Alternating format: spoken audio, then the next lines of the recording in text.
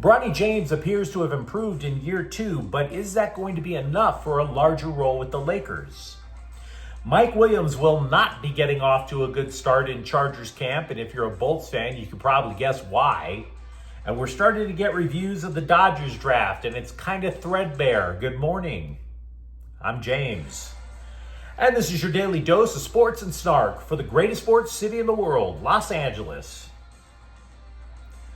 This is the Faithful Angelenos Morning Report.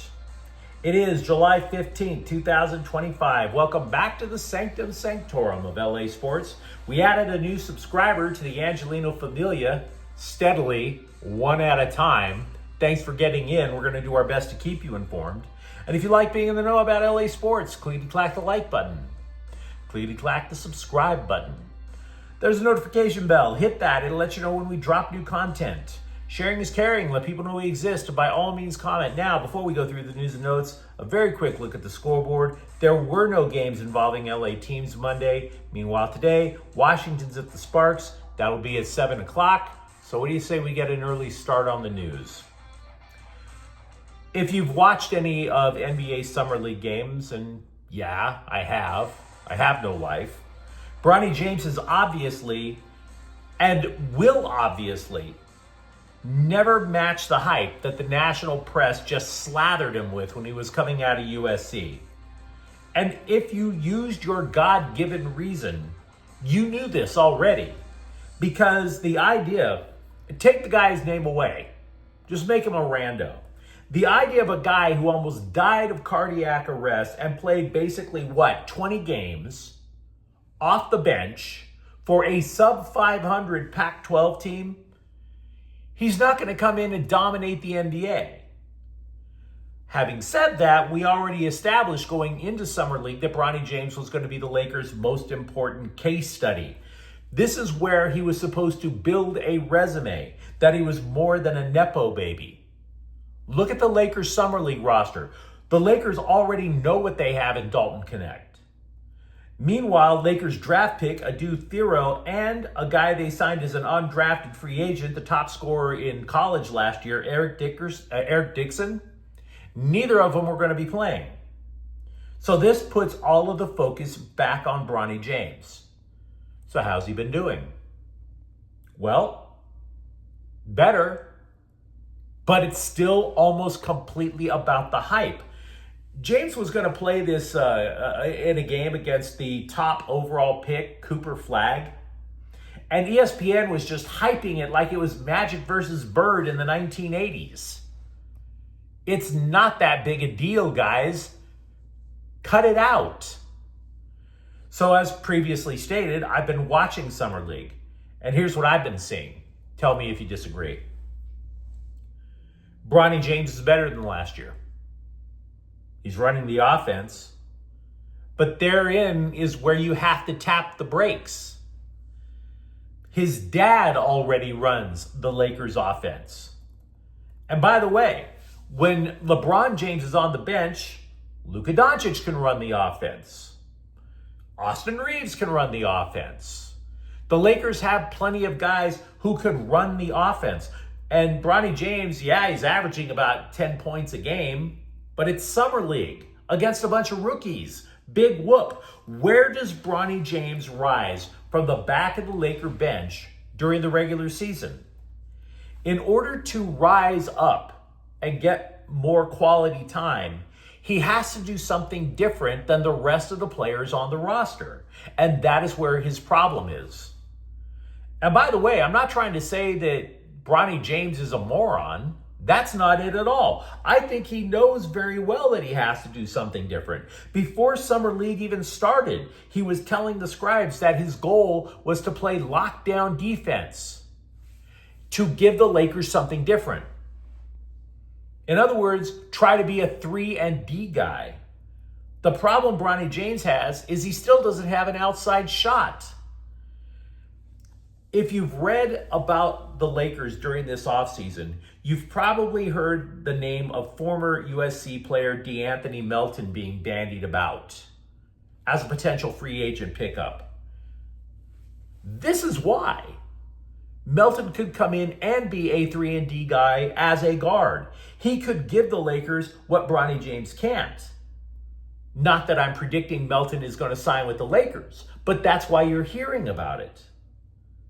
Now, could Bronny James get more minutes with the Lakers this year? It's possible. You could see him getting a few more minutes as kind of a way to keep LeBron James from sulking all year. But does his son really deserve an NBA job? Maybe. But not necessarily is he going to wind up getting a larger role with the Lakers. By the way, you might have noticed that the Lakers' best player in Summer League has been a guy named Darius Bazley, a former pick by Utah back in 2019. But the Lakers can't even sign him to a two-way contract. They would have to cut somebody first. There's always going to be rumors with the Lakers. We already know that. Here is a rumor that should finally get a mercy kill. The Athletic is reporting that Miami forward Andrew Wiggins to the Lakers, not happening. As for things that are going off the court for the Lakers, because let's be honest, this is a team that is always going to have Game of Thrones palace intrigue. Byron Scott gave two obvious takes about the future with the Lakers under incoming owner Mark Walter. One of the changes, it's going to be in the front office, to which we all say, duh. Thanks for the input, Byron. We couldn't have figured that out on our own. But the second part of that was Scott thinks that Walter is going to name Magic Johnson the president of the team. After all, Johnson and Walter, they forged a relationship, both have ownership stakes in the Dodgers. This is a bad idea. If you want to see the way that the Lakers are run and just have it match up with the Dodgers, this is a terrible idea. Because who runs the Dodgers? Andrew Friedman. Does anybody look at Dodger president Andrew Friedman and say, you know what? Magic is going to do the same with the Lakers. Because if you do say that, how many shrooms did you take first? The Dodgers, to say that Magic Johnson could do the same with the Lakers that Andrew Friedman has done with the Dodgers, absolutely, you do not appreciate everything Andrew Friedman has done in the last 10 years in Dodger Blue. The Dodgers are the hegemon of Major League Baseball. Friedman comes in and he redoes everything. Scouting, coaching, front office brain power, a farm system that remains the envy of MLB. He literally rebuilt the game the way the Dodgers do it. Launch angles from hitting, spin rates on pitching, defensive positioning, all of that under one man's vision, Friedman. Does anyone really think that Magic Johnson is capable of reinventing basketball and everything that the Lakers do? I don't. Feel free to tell me I'm wrong, but I don't. By the way, speaking of pointing out where I'm wrong, I'm perfectly willing to point out where I'm wrong. It keeps me honest. I was mentioning a few days ago that because Chargers' second round pick, Trey Harris, is holding out, that's probably going to help Mike Williams retain his starting job. That's not as solid a take as I thought it would be.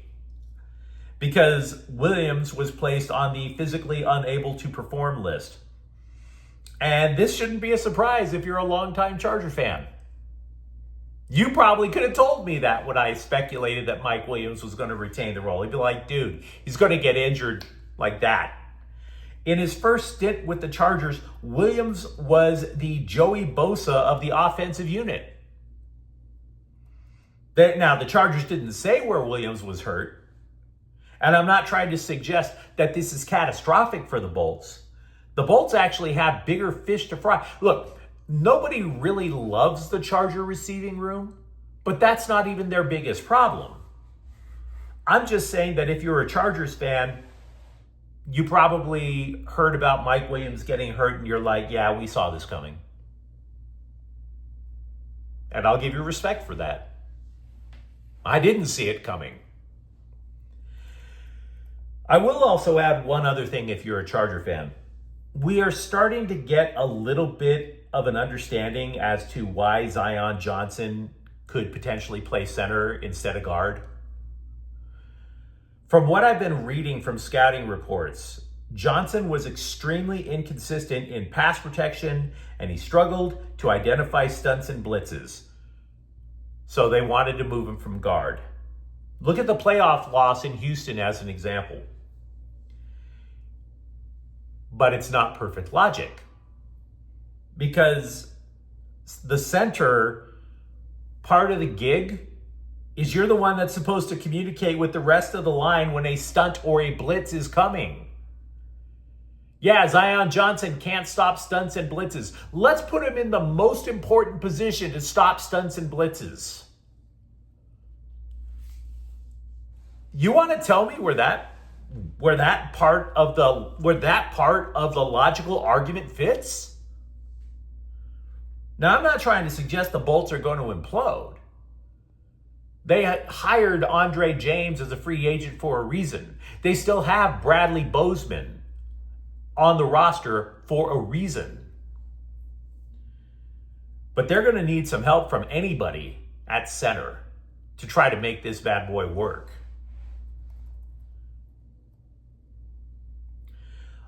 Over the next couple of days, we're going to get more reviews on the Dodgers draft, who to keep an eye on, things like that. Maybe these analysts will even know what the hell they're talking about. Did you know the Dodgers took 21 players in the MLB draft? 21. So no, I'm never going to come up and tell you that I know all of these players. I'd be lying through my teeth. ESPN, for example, in their review, they couldn't wait to tell me that 7th round pick Mason Estrada is an aerospace engineering major over at MIT. Great. The Dodgers drafted Dilbert. Why do I care? Great. I'd love to see NASA get somebody like Mason Estrada. He might be more important to NASA than he'll ever be with the Dodgers. CBS Sports, though, thinks Charles Davalon, who we talked a little bit about yesterday, will be the best selection at 41. The outfielder doesn't strike out. So if the Dodgers can figure out how to get more power out of him, and believe you me, the Dodgers love to tinker with swings in order to get more power, the dude becomes seriously valuable. ESPN also thinks Davalon has the leadoff skills because of his low strikeout ratio. But whatever. The Dodgers don't look to traditional leadoff hitters. Look who they have leading off now. It's Shohei Ohtani. Who led off before Ohtani did? It was Mookie Betts. The Dodgers want power at every part of the lineup. Now, ESPN also thinks Zach Root will start in the majors, but I think that just basically means that they're guessing. They didn't exactly give a compelling reason why. Baseball's trade deadline is coming up at the end of the month, so out come the rumors. Heads up. When we go through these rumors, by the way, we're going to mention whether or not the scribe is trustworthy. Because if the scribe isn't trustworthy, maybe we shouldn't be talking about it. So, Bob Nightingale of USA Today, he's not accurate. But he is trying to tell us all that the Dodgers have strong interest in Minnesota pitchers Griffin Jax and Juan Duran. And then, of course, Nightingale listed like 4 other teams going after the same pitchers. In other words, he's throwing turd against the wall. So try not to get too excited. The Dodgers also executed a minor trade with the Twins. They sold Noah Davis to them for cash and a few coupons to Taco Bell or something like that. Davis's last appearance in LA, he allowed 10 runs in barely an inning to the Astros. So thanks for the memories. The future for the LA Kings is in goals, so we have been told. The Athletic, however, is not so sure. It's not because they think Hampton Slakinski or Carter George stink. They think that the Athletic thinks both are going to have a long NHL career. It's that they're not saying these guys are the next Jonathan Quick. The Athletic has ranked all of the goalies in hockey's farm systems. Slakinski and Carter George ranked 13th and 14th respectively. So these guys should make it, but it's not exactly like they're going to be top flight guys. Or at least they have to show more to be top flight guys. But you let me know what you think in the comments thread. Talk to me about what you've seen from the Lakers Summer League, and specifically Bronny James. And for that matter, without Mike Williams around, who the hell picks up for the Chargers in the receiving room? And if you enjoyed the content, don't forget to subscribe to Faithful Angelenos. We're talking LA sports every single day here. Thanks for watching. I'm James. We'll be back tomorrow. Faithful Angelenos is a Quien Corte El Queso production. Take care.